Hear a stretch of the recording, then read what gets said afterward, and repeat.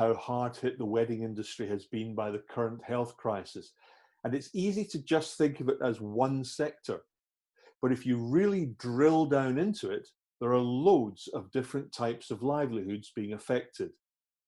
Wedding planners, venues, catering, dressmakers, suit hire firms, DJs, musicians, florists, registrars, limousines, travel agents.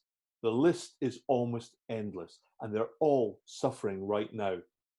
My guest today will hopefully be able to show us some light at the end of the tunnel. He is Mark Miller, Executive Director of Heritage Portfolio.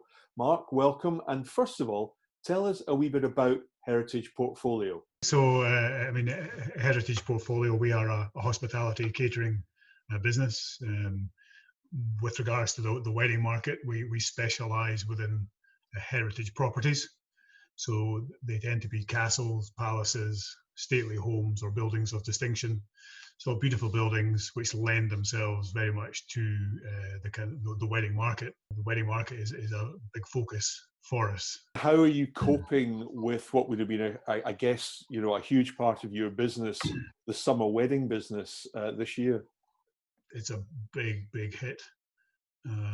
Quite dramatic, to be honest. That first couple of days when all the venues started to we were having discussions in terms of what do we do, and at that point it seemed really such a strange decision to have to make to close the venue down. Now we're quite used to that.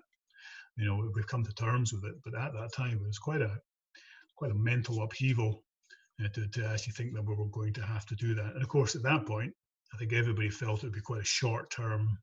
We'll close just for a couple of weeks and see what's going to happen. Clearly now that in hindsight, that seems maybe slightly naive or foolish as we now know the severity of the situation.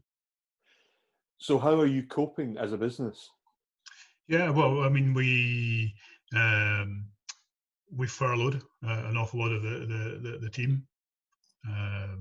So that's certainly been a lifeline. That's given us the opportunity to keep people employed and then start to plan and talk to clients as well, because an awful lot of organisation going on in terms of what do we do with existing bookings or bookings that are just about to come up.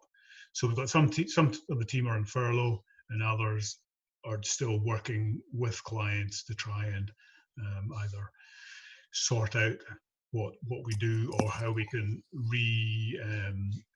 reallocate their dates for future events. There's nothing that's going to make the problem go away in terms of financially. It's a real eye opener in terms of what we will need to do and I can imagine lots of other smaller businesses must really be finding this quite a horrible period of time. And I don't believe necessarily that the pain has been felt yet. I think we're still in this kind of point in time where we're closed. Furlough is taking a lot of the pain away. But I think when that gets released and people go back to normal, yet the business maybe doesn't return at the same pace, then that's when I think a lot of suppliers and smaller companies are really going to have a hard time. And it'll be interesting to see who survives and who doesn't. Be quite sad, really. So on a scale of 1 to 10, how worried are you about your own business surviving? Yeah, I think we are in a relatively good shape, but we will have to adapt without doubt. So I think just sitting and thinking that it'll all come back to normal in a few weeks' time, definitely that's not our thought process. I think we are waiting to get a little bit more clarity on what the future might look like. We've been scenario planning for the last kind of 6 weeks or so. And I think that's a key thing, because we're definitely going to have to adapt quickly and with imagination and with otherwise we don't want to lose our flair. We don't want to lose the impact of what we do. So we need to be ready to move on that quite quickly.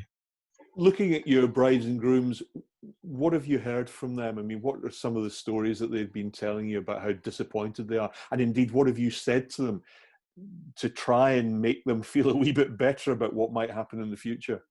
When we realised we're all coming to close down, the thought of phoning up brides and grooms to have a conversation about the potential their wedding wasn't going to be able to go ahead, it seemed quite daunting, because you thought people were going to be very upset. But actually, people have been so accepting and so understanding. I think people understand that this is a huge national, well, global problem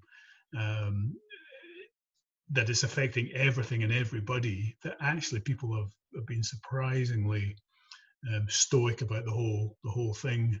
Of course, one or two people still upset. One or two people maybe take a bit longer to come to terms with the fact that their wedding is going to be cancelled. But so, I think a lot of it, you just have to have a conversation and then back off and allow people time and space to absorb that, 4 weeks time, 6 weeks time, it's unlikely that your wedding is going to be able to go ahead, or if it does go ahead, do you really want it to go ahead in that way? And sometimes people just need to be left for a few days to compute that, and then they come back and they know themselves that while they're desperate for their special day to carry on, that they want it to be safe. They want their relatives, their granny, their whoever to come. And is that going to be possible? So people come round to it, actually, and have been amazingly accommodating and stoic about the whole thing. What I am quite looking forward, and I think the whole team are looking forward, is once we get back into the detail of the weddings themselves and the planning, and are people going to be more imaginative in terms of what they want to do, especially if there are restrictions around social distancing. And I think that we could have some fun with that. It sounds maybe silly to say, but there must be some nice and imaginative ways we can still create a special occasion for people, despite all of these kind of new restrictions that we'll have to deal with. And I guess on that point, the day that you get married is going to be quite important, because most couples obviously want a weekend wedding. Some Yep. obviously will opt for a weekday wedding for price. But are some of those couples who want a weekend wedding now, do you think, going to be forced into a weekday wedding just because of availability? That's a possibility, and people certainly are being more open-minded. But part of what we were trying to do is make sure, look far enough ahead, warn potential brides and grooms that, if we felt there was a risk to their event potentially still not going to be achievable this year, let's try and secure you a date quickly before all those dates. So we've seen quite a lot of Saturdays going to Fridays. So that's people have been quite happy to do that. We haven't seen too many people having to move into the Thursdays and the Wednesdays yet, but people are generally becoming just more flexible. How well equipped do you think venues, for example, will be to cope with that? I think initially people were slightly taken aback, but recently there's been a lot of exchange between different venues, and we've been trying to share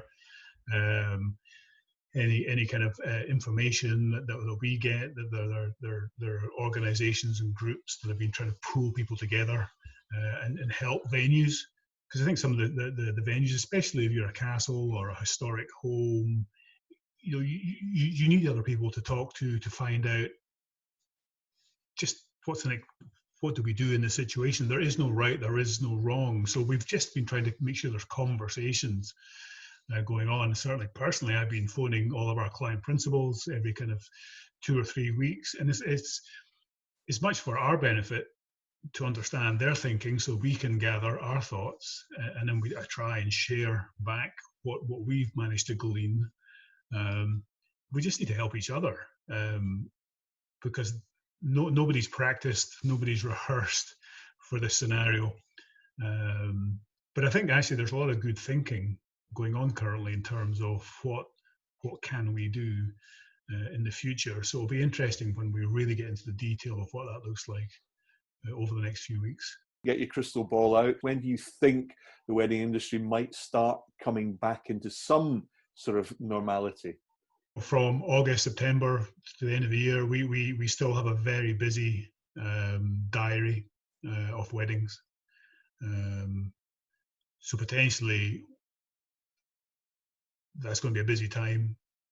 I think next year, hopefully, we'll definitely be getting closer to something like normal. But what you will have is all the pre-planned 2021 wedding business, plus an awful lot of displaced 2020 business. So that won't be a normal year either. It could be a busy year, but not a normal year. So I think it will take until 2022, kind of spring, before we're almost back to business as usual, if that makes sense. But I would hope next year, we will have a much more normalized feel, but it will not be